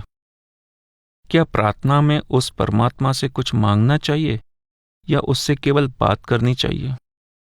कोई निश्चित शब्दों को दोहराने की कोई जरूरत नहीं है। प्रार्थना दिल से आनी चाहिए और दिल की कोई जुबान नहीं, कोई लफ्ज नहीं। गढ़ी गढ़ाई प्रार्थना से मालिक को कोई फर्क नहीं पड़ता। सच्चे दिल से निकली पुकार ही असर करती है। हमें चाहिए कि हमेशा सच्चे दिल से उससे जुड़े रहें। यही असली प्रार्थना है। हर वक्त उसके ध्यान में लीन रहें। इसलिए सच्ची प्रार्थना हमेशा दिल से, अंतर से ही निकलती है। मैं गढ़ी गढ़ाई प्रार्थनाओं के खिलाफ नहीं हूं। इनसे भी हमें कुछ हौसला जरूर मिलता है। हमारी इच्छा शक्ति इतनी दृढ़ हो जाती है कि हम अपने कर्मों का फल हिम्मत के साथ खुशी खुशी भोग लेते हैं। लेकिन इस तरह की प्रार्थना हमें वापस मालिक के पास नहीं ले जा सकती। असली प्रार्थना भजन सिमरन है, रूहानी अभ्यास है, जिसके द्वारा हम नाम के साथ, शब्द धुन के साथ जुड़ते हैं और वही हमें वापस मालिक के पास ले जाती है। भजन सिमरन मालिक की दया मेहर और मार्गदर्शन के लिए प्रार्थना ही तो है। भजन सिमरन का असली मकसद यही है। हम भजन सिमरन को वक्त तो देते नहीं, सारा वक्त अपनी ख्वाहिशों को पूरा करने के लिए प्रार्थना में लगा देते हैं। अगर हम अपनी भजन सिमरन की जिम्मेदारी को पूरा वक्त देकर निभाते हैं तो हम वाकई प्रार्थना करते हैं। मालिक ने हमारी जरूरतों को भुला नहीं दिया, पर जो चीज हमारे लिए नुकसानदेह होगी, परमात्मा हमें वह चीज नहीं देगा। जब वह कोई चीज हमारे चाहने पर भी नहीं देता, तो शायद वह हमें कोई बड़ी नियामत देना चाहता है। शायद दुनिया से हमारा मोह छुड़वाना चाहता है, हमें वापस ले जाकर अपने साथ मिलाना चाहता है। हम समझते हैं कि वह हमारी प्रार्थना नहीं सुनता, जबकि असल में वह हमारी प्रार्थना सुन रहा है। लेकिन मालिक नहीं चाहता कि वह जलता हुआ कोयला हमारे हाथों पर रख दे और हमारे हाथ जल जाएं, सिर्फ इसलिए कि यह हमने उससे मांगा है। वह तो प्रार्थना सुनता है, पर हम नहीं जानते कि हम सही चीज मांग रहे हैं या गलत। केवल वही जानता है कि क्या देना चाहिए। कभी कभी हम समझते हैं कि मालिक हमारी प्रार्थना नहीं सुनता, वह हमारी सहायता नहीं करता। यह ख्याल गलत है। हमें पता ही नहीं कि हमारे लिए क्या बेहतर है। सब कुछ उस पर छोड़ देना ही सच्ची प्रार्थना है। प्रश्न 196। इसका मतलब है कि हमें अपनी इच्छाएं और चाहतें परमात्मा के सामने नहीं रखनी चाहिए और जो कुछ वह दे उसे इस विश्वास के साथ खुशी से स्वीकार कर लेना चाहिए कि जो कुछ वह करता है हमारे भले के लिए ही करता है। क्या यह ठीक है? क्या आप इस पर विस्तार से कुछ कहेंगे? हाँ, यही ठीक है। हमें अपने आप को उसकी मौज में रखना चाहिए। उसे अपनी मर्जी के मुताबिक चलाने की कोशिश नहीं करनी चाहिए। इच्छाएं हमारा मन पैदा करता है और उन्हें पूरा करवाने के लिए हम परमात्मा का दरवाजा खटखटाते हैं। हम असल में मन के दास हैं, न कि मालिक के। हमें मालिक के भक्त बनना है, मन के भक्त नहीं। हमें मन को समझाना चाहिए कि वह मालिक की रजा में रहे। मालिक से नहीं कहना है कि वह हमारे मन के मुताबिक चले। इसलिए सच्ची प्रार्थना तो मालिक से मिलाप की तीव्र इच्छा या तड़प है। मालिक से मिलने के लिए हम उसकी दया मेहर की, उसकी भक्ति की, उसके प्यार की मांग करते हैं। और जब ये चीजें मिल जाती हैं, तब चाहने के लिए और कोई चीज नहीं रहती। अगर हम किसी धनी को अपने घर में ले आएं, तो धन उसके साथ ही आ जाता है। पर हम तो परमात्मा से उसकी दात चाहते हैं, परमात्मा को नहीं चाहते। आमतौर पर हम उसके बख्शे पदार्थों से मोह करते हैं, परमात्मा से नहीं। परमात्मा को भूलकर उसके दिए पदार्थों का आनंद लेते हैं। लेकिन अगर हम अपने अंतर में उस परमात्मा की पहचान कर लें, तो सब कुछ हमें अपने आप मिल जाता है। सभी चीजें उसकी हैं, उसे हमारी जरूरतों का पता है और जो कुछ हमें चाहिए वह जरूर देगा। लेकिन हमें प्रभु से सिर्फ उस प्रभु को ही मांगना है। यही सच्ची प्रार्थना है।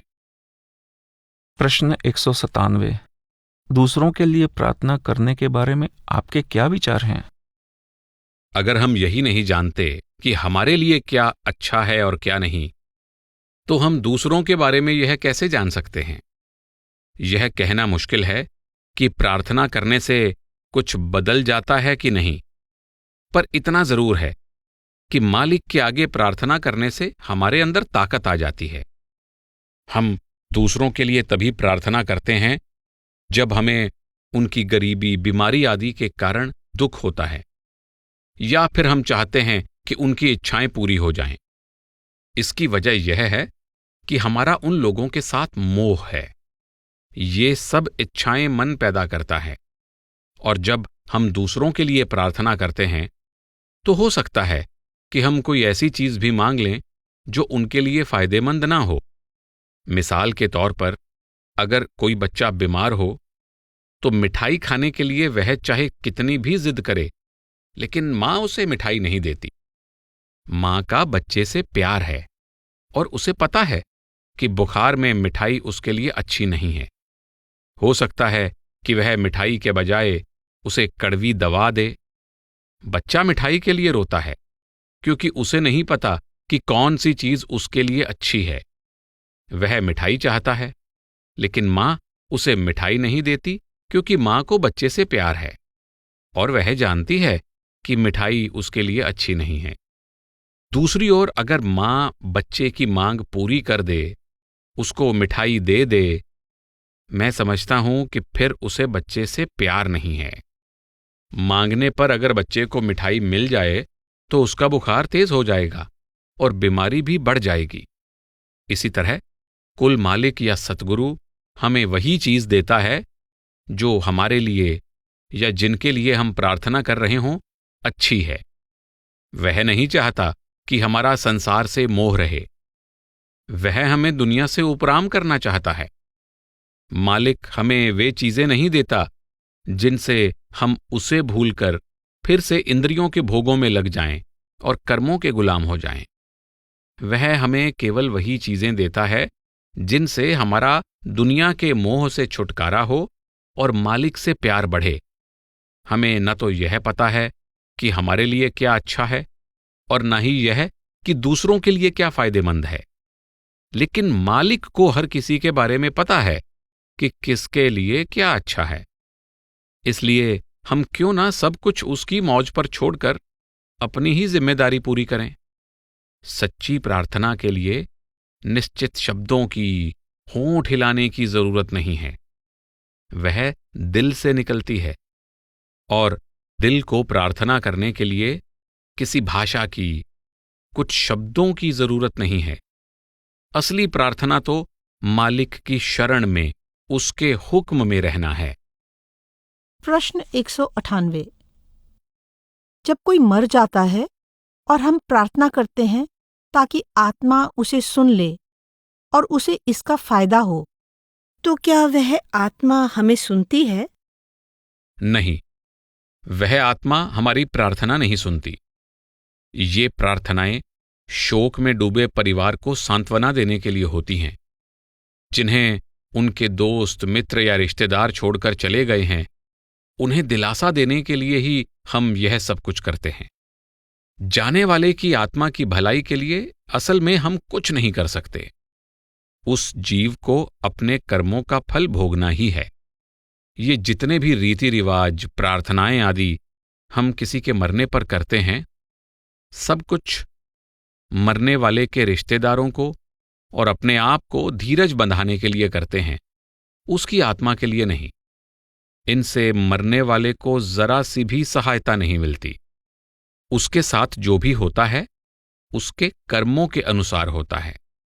मेरा विचार है कि आमतौर पर जब हम मरने वाले के लिए प्रार्थना करते हैं तो असल में हम अपने लिए प्रार्थना करते हैं कि उस कमी को, उस वियोग को हम धैर्यपूर्वक सह सकें।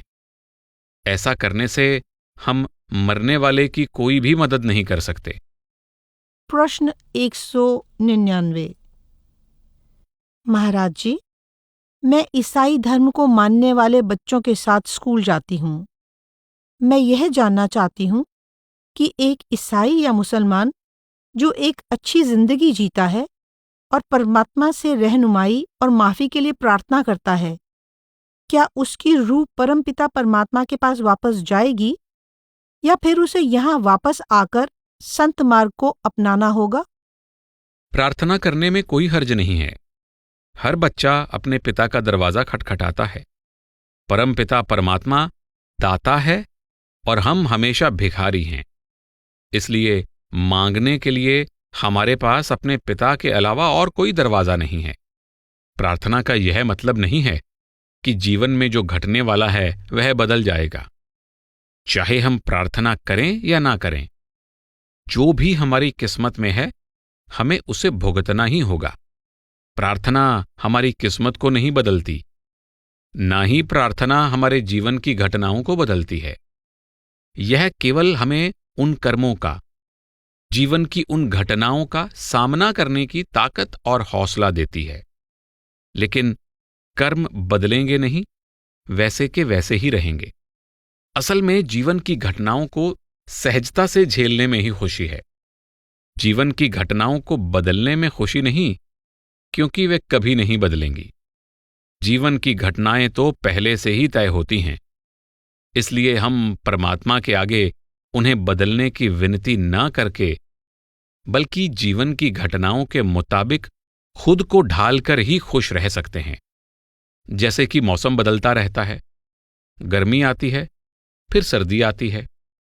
अगर हम अपने आप को सर्दी के मौसम के मुताबिक ढाल लें तो वक्त आराम से गुजरेगा, और इसी तरह अगर हम गर्मी के मुताबिक ढल जाएं तो वह वक्त भी कट जाएगा। हमें जरा भी मुश्किल नहीं होगी। लेकिन अगर हम अपने आप को मौसम के मुताबिक नहीं ढालते तो हमें ही तकलीफ होती है।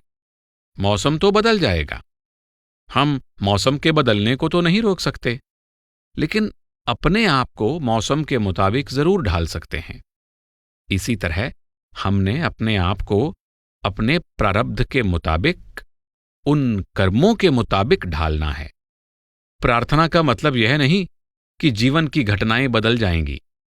प्रार्थना केवल हमारे अंदर उन हालात का सामना करने की ताकत और हौसला पैदा करती है। फिर इसका एक दूसरा पहलू भी है। अगर परमपिता देने की शक्ति रखता है तो वह जानने की शक्ति भी रखता है। वह यह नहीं चाहता कि जब बच्चा उससे मांगेगा तभी वह देगा। एक पिता अपने बच्चे को उसके कुछ मांगे बिना ही देने के लिए तैयार रहता है। इसलिए हमें परमपिता परमात्मा के प्यारे बच्चे बनना है। वह खुद हमारी संभाल करेगा।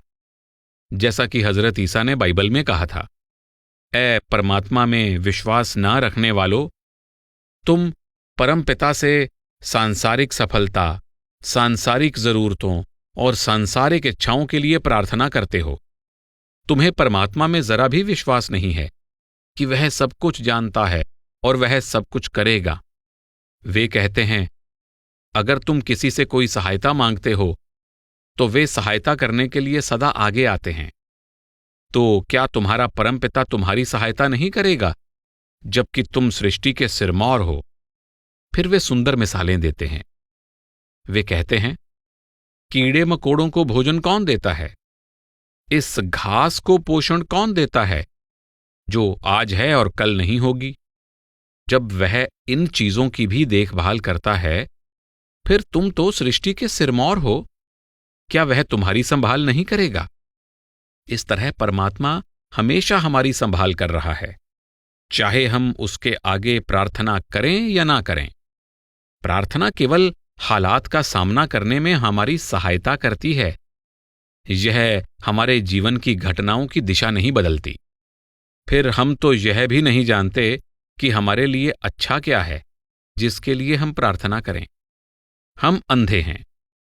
परमात्मा जानता है कि हमारे लिए क्या अच्छा है, जबकि हमें नहीं पता कि हमारा भला किस चीज में है। बहुत सी ऐसी चीजें हैं जो हम परमात्मा से सालों साल प्रार्थना करके मांगते रहते हैं, और जब वे हमें मिल जाती हैं तो शायद हमें उनसे छुटकारा पाने के लिए उससे भी कहीं ज्यादा वक्त प्रार्थना में बिताना पड़े, क्योंकि हम अंधे हैं। हम नहीं जानते कि हमारे लिए सबसे अच्छा क्या है। इसलिए जब हम अंधे हैं और हमें पता ही नहीं कि हमारे लिए सही क्या है, तो फिर हम परमात्मा में अपने विश्वास की कमी क्यों जाहिर करें? क्यों ना यह उस पर ही छोड़ दें? वह हमें वही देगा जिसके लायक हम हैं। वह हमें वही देगा जो हमारे भले के लिए है। यही सच्ची प्रार्थना है। भजन सिमरन ही प्रार्थना है। भजन सिमरन परमपिता की दया मेहर के लिए उसके दरवाजे को खटखटाना है और उस सब के लिए माफी मांगना है जो हमारे और उसके बीच में रुकावट बना हुआ है। भजन सिमरन और कुछ नहीं, केवल माफी मांगना है। केवल भजन सिमरन से ही आत्मा कभी निर्मल और पूर्ण नहीं होगी, क्योंकि हमारे ऊपर कर्मों का बहुत भारी बोझ है। अगर आप जमीन को कुरेदते जाएं तो आप कभी भी उसकी तह तक नहीं पहुंच सकते। हमारे ऊपर और हमारे कर्मों पर भी यही बात लागू होती है। भजन सिमरन से हम उन्हें कभी नष्ट नहीं कर सकते। भजन सिमरन तो परमात्मा से उसकी दया मेहर के लिए याचना करना है कि वह हमें उन सब कर्मों के लिए माफ कर दे जो हमने पिछले जन्मों में किए हैं। इसलिए भजन सिमरन के द्वारा हम पश्चाताप कर रहे हैं, और यह पश्चाताप परमात्मा के आगे विनती के अलावा और कुछ नहीं है कि हमें माफी देकर अपने साथ मिलाप की बख्शिश कर दे। सिर्फ परमपिता का रूप हो जाने की प्रार्थना ही सच्ची प्रार्थना है। लेकिन सांसारिक पदार्थों के लिए दूसरी प्रार्थनाएं करने में भी कोई हर्ज नहीं है, चाहे वे चीजें प्रभु हमें दे या ना दे। कम से कम उनसे हमारी इच्छा शक्ति और मनोबल तो बढ़ता ही है और हम बिना घबराए हालात का सामना करने के काबिल बन जाते हैं। लेकिन प्रार्थना हमारे जीवन की घटनाओं को नहीं बदलती। फिर भी उसके आगे प्रार्थना करने में कोई हर्ज नहीं है। प्रश्न 200। हजरत ईसा ने अपने शिष्यों को एक प्रार्थना सिखाई थी, क्या आप उस पर कुछ प्रकाश डालेंगे? हजरत ईसा ने बहुत साफ लफ्जों में समझाया है कि हमें उस परमपिता परमात्मा से कभी भी सांसारिक पदार्थों के लिए या दुनियावी उपलब्धियां हासिल करने के लिए प्रार्थना नहीं करनी चाहिए। हमें प्रभु से यही प्रार्थना करनी चाहिए कि वह हमें इतनी ताकत दे कि हम अपने प्रारब्ध को भोग लें, क्योंकि हमारा परमपिता जानता है कि हमारा भला किस में है। इसलिए बार बार कुछ खास शब्दों की प्रार्थना को दोहराना ठीक नहीं। परमात्मा से प्रार्थना करने के लिए लफ्जों की नहीं, सिर्फ दिल के भाव की जरूरत है, और भाव को किसी भाषा की जरूरत नहीं। जब आप परमात्मा से प्रार्थना करें तो आपके और परमात्मा के बीच कुछ भी नहीं होना चाहिए। परमात्मा से प्रार्थना करने का यह मतलब नहीं कि हम अपनी मांगों की एक लंबी सूची उसके आगे पेश कर दें। ये इच्छाएं हमारा मन पैदा करता है और हम परमात्मा से प्रार्थना करते हैं कि वह इन इच्छाओं को पूरा करे। हम अपने मन को नहीं समझाते कि वह मालिक की रजा में रहे, बल्कि मालिक को समझाने में लगे रहते हैं कि वह हमारे मन की रजा में रहे। जब हम मन के कहने से दुनिया की चीजों के लिए प्रार्थना करते हैं तो हम मन की भक्ति करते हैं, न कि उस परमात्मा की। इसलिए परमात्मा से प्रार्थना करने का मतलब है कि हम बिना किसी शर्त के अपने आप को उसे समर्पित कर दें, खुद को परमात्मा के हवाले कर दें, और फिर जो कुछ भी वह हमें दे उसे खुशी खुशी स्वीकार करें। उस प्रभु के प्रेम और भक्ति में रहते हुए अपने ख्याल को अंदर शब्द के साथ जोड़कर रखें। यही सच्ची प्रार्थना है। आप जो भी वक्त भजन सिमरन में लगाते हैं, अंदर नाम के अभ्यास में लगाते हैं, वह वक्त आप परमपिता परमात्मा की प्रार्थना में ही लगाते हैं। इस प्रार्थना का दिन भर में 5 या 10 बार पढ़ी गई प्रार्थना से कोई संबंध नहीं है। प्रश्न 201। बहुत से लोगों को जब नामदान मिलता है और उन्हें अभ्यास की विधि सिखाई जाती है और वे उसके अनुसार मन को एकाग्र करना शुरू करते हैं, तो वे अंतर में कुछ देखने की आशा करते हैं। लेकिन कई साल पहले एक अभ्यासी शिष्य ने मुझसे कहा, दाता को द्याएं, दात को नहीं, जिसका मतलब मैं यह निकालता हूं कि सद्गुरु की ओर ध्यान दो, किसी दूसरी चीज की ओर नहीं। इसका भाव यह है कि अपनी प्रार्थना में हम सबको प्रभु से उस दाता प्रभु को ही मांगना चाहिए, सिर्फ उस दाता को, न कि उसकी बख्शिश को। हम हमेशा उसकी दात के बारे में ही सोचते रहते हैं, बख्शिश के बारे में ही सोचते रहते हैं जो हम उससे पाना चाहते हैं, लेकिन हम कभी उस प्रभु को पाने की कोशिश नहीं करते। हम हमेशा उसकी दी हुई चीजों के पीछे भागते रहते हैं, देने वाले के पीछे नहीं। अगर आपको परमात्मा मिल जाए तो उसकी दात खुद ब खुद आपको मिल जाएगी, क्योंकि रहमत उस दाता की ही है, सब कुछ उसी का है। अगर दाता ही आपके साथ है तो उसकी बख्शिश की कोई कमी नहीं रहती, लेकिन हम उससे हमेशा उसकी रहमत ही मांगते हैं और देने वाले को नजरअंदाज कर देते हैं। इसलिए हमें आमतौर पर यही समझाया जाता है कि हमें परमात्मा से केवल परमात्मा को ही मांगना चाहिए, क्योंकि हर तरह की बख्शिश उसी से आती है, और अगर वह हमारे साथ है तो उसकी बख्शिश हमें अपने आप ही मिल जाएगी। प्रश्न 202। बचपन में मुझे सिखाया गया था कि हमारा परमात्मा से सीधा संबंध है और हम सीधे परमात्मा से सहायता के लिए प्रार्थना कर सकते हैं। मिसाल के तौर पर हम कहते थे, प्रभु इसकी सहायता करना, कृपा करके इसे स्वस्थ कर दें, प्रभु कृपया इसके पति की सहायता करें, मेरी प्रार्थनाएं हमेशा सुनी गई हैं। अब संतमत में मुझे बताया गया है कि यह गलत है। मुझे सिर्फ अपना सिमरन करना चाहिए और बाकी सब परमात्मा पर छोड़ देना चाहिए। मैं इस कारण अपने को बहुत अकेला महसूस करती हूँ। क्या आप इस पर अपने विचार प्रकट करेंगे? प्रार्थना में कुछ करने की इजाजत या मनाही का सवाल ही नहीं उठता। प्रार्थना तो शिष्य और मालिक के बीच की बात है। प्रार्थना में कोई गढ़े गढ़ाए शब्द नहीं होते। प्रार्थना में किसी भाषा की जरूरत नहीं होती। केवल आप होते हैं और परमात्मा होता है, और वही आपकी परमपिता परमात्मा के प्रति प्रार्थना है। कोई भी और कुछ भी आपके और उसके बीच नहीं आना चाहिए। ना कोई लफ्ज, ना ही आपके विचार। बस अपने आप को परमात्मा के प्रति समर्पित कर दें और उससे मिलकर एक रूप हो जाएं।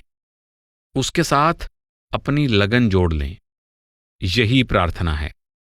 भजन सिमरन और कुछ नहीं, केवल प्रार्थना है। भजन सिमरन क्या है? अगर हम यह समझते हैं कि रूहानी अभ्यास के द्वारा हम काल का सारा हिसाब चुकता कर सकते हैं, तो यह नामुमकिन है। भजन सिमरन सिर्फ प्रभु के आगे एक प्रार्थना है कि वह हमें उन सब कर्मों के लिए माफ कर दे जो हम करते रहे हैं, और उन सब बातों के लिए भी जो हमारे और उसके बीच बाधा बनी हुई हैं। भजन सिमरन के जरिए ही हम परमपिता की दया मेहर पा सकते हैं। इसके अलावा भजन सिमरन और कुछ नहीं है। हम सिर्फ उसकी रहमत पाने के लिए उसका दरवाजा खटखटा रहे हैं। इस तरह यह भी एक प्रार्थना है। भजन सिमरन से बेहतर कोई प्रार्थना हो ही नहीं सकती। प्रार्थना में किन्हीं खास शब्दों की जरूरत नहीं होती, किसी भाषा की जरूरत नहीं होती। आपके और परमात्मा के बीच और कुछ भी नहीं होना चाहिए। जब आप परमात्मा से प्रार्थना कर रहे हों, तो आपको सारी दुनिया की कोई खबर नहीं रहनी चाहिए। यही सच्ची प्रार्थना है। प्रश्न 203। बहुत से लोगों का विश्वास है कि श्रद्धा से की गई प्रार्थना से इलाज हो जाता है, और यह कि प्रार्थना द्वारा लोगों को स्वस्थ किया जा सकता है। धर्म में ऐसी कई मिसालें मिलती हैं। अगर कोई आपके लिए प्रार्थना करता है तो ठीक है, उसे प्रार्थना करने दें। आप घर पर बैठें, उसे आपके लिए प्रार्थना करते रहने दें। हम तो यही चाहते हैं कि हम अपने लिए प्रार्थना कर सकें। लेकिन क्या प्रार्थना और कर्मों में कोई संबंध है? प्रार्थना का कर्मों से कोई संबंध नहीं। प्रार्थना आपके जीवन की घटनाओं को नहीं बदलती। यह तो केवल आपको उन घटनाओं का सामना करने की शक्ति देती है। प्रार्थना आपकी किस्मत नहीं बदलती। प्रार्थना आपके कर्मों को, उनके रुख को नहीं बदलती। यह तो आपको अपना संतुलन खोए बिना केवल उन कर्मों को चुकता करने का, उस प्रारब्ध को भुगतने का बल देती है। प्रार्थना का बस यही फायदा है। आप परमात्मा के आगे विनती करके हालात पर काबू पा सकते हैं, वरना आप भावुक होकर बहुत परेशान हो जाते हैं। लेकिन प्रार्थना आपकी किस्मत को कभी नहीं बदलती, क्योंकि आपका प्रारब्ध बहुत से लोगों के साथ जुड़ा होता है। उस इकट्ठे प्रारब्ध में से एक व्यक्ति को कैसे अलग किया जा सकता है? फिर दूसरे लोगों के साथ कर्मों के संबंध का क्या होगा? उनका क्या होगा? प्रार्थना में हम परमात्मा से बात करते हैं। हम अपनी इच्छाओं को पूरा करने के लिए उससे कुछ उम्मीद करते हैं। भजन सिमरन में हम परमात्मा को सुनते हैं। हम अपने आप को उसकी मौज पर छोड़ देते हैं। रूहानी अभ्यास में आप परमात्मा की आवाज को सुनते हैं और आप अपनी मर्जी को उसके सुपुर्द कर देते हैं। आप उसकी रजा में रहते हैं। प्रार्थना में आप अपने मन की इच्छाओं को पूरा करने के लिए परमात्मा से विनती करते हैं। आप अपने मन के अधीन होते हैं और उन इच्छाओं को पूरा करने के लिए आप परमात्मा को साधन बनाते हैं। भजन सिमरन में आप अपने आप को केवल मालिक की मौज के सुपुर्द कर देते हैं। आप खुद को उसे सौंप देते हैं। जो कुछ भी वह आपको देता है, आप उसी में खुश और संतुष्ट रहते हैं। प्रार्थना और भजन सिमरन में यही फर्क है। प्रश्न 204। संत मत में प्रार्थना का क्या स्थान है? सच्ची प्रार्थना तो अपने आप को मालिक के हवाले कर देना है, किंतु जिसे हम आमतौर पर प्रार्थना समझते हैं वह क्या है? देखिए, हमारा मन इच्छाएं पैदा करता है और हम परमात्मा से प्रार्थना करते हैं कि वह उन्हें पूरा कर दे। हम अपने मन को नहीं समझाते कि वह मालिक की मौज में रहना सीखे, उल्टे मालिक को समझाते हैं कि वह हमारे मन की इच्छा के अनुसार चले। असल में हम मन के गुलाम हैं, न कि परमात्मा के। हमें मालिक के गुलाम बनना है, तब किसी भी चीज के लिए प्रार्थना करने की कोई जरूरत नहीं रह जाती। हमें अपने आप को मालिक की रजा पर छोड़ देना है, वह जो चाहे हमसे करवाए। हमें सिर्फ यही प्रार्थना करनी चाहिए कि मालिक हमें शक्ति दे, ताकि जिस हालत में वह हमें रखे उसी में हम हिम्मत और खुशी से रह सकें। जब हम मालिक की भक्ति करते हैं तो वह भी हमारी जरूरतों को भूल नहीं जाता। मिसाल के तौर पर, अगर आपके घर में एक नौकरानी काम करती है, वह हर काम अच्छी तरह करती है, खुशी से करती है और आपसे कभी किसी चीज की मांग नहीं करती, तो आपको हमेशा यह ध्यान रहता है कि बिना मांगे ही उसे कुछ न कुछ दे दिया जाए। आप उसके काम से इतने संतुष्ट हैं, आप उसके व्यवहार से इतने खुश हैं कि जो उसे मांगने पर मिलता उससे भी ज्यादा उसे देना चाहते हैं। एक दूसरी नौकरानी है जो रोज का काम ठीक तरह से नहीं करती, बड़बड़ाती रहती है और कुछ ना कुछ मांगती रहती है। उसे आप कुछ भी नहीं देना चाहते, बल्कि आप उसे नौकरी से ही निकालने की सोचते हैं। आमतौर पर हम मालिक से दुनियावी चीजों की मांग करते हैं। अपने और अपने रिश्तेदारों के लिए अच्छी सेहत, धन दौलत और समृद्धि मांगते हैं। पहली बात तो यह है कि किसी दूसरे के लिए तो क्या, हमें यह भी नहीं मालूम कि हमारे अपने लिए क्या अच्छा है और क्या नहीं।